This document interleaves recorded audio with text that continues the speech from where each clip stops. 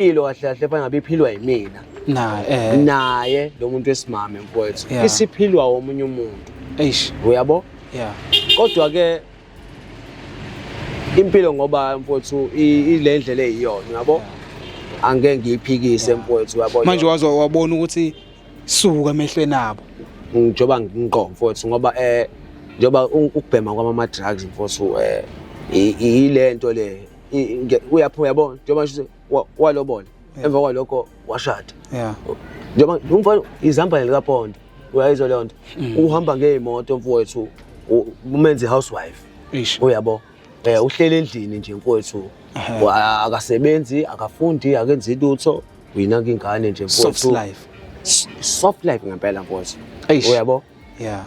mfowethu ngabona ukuthi hayi impilo engabe iphilwe yimina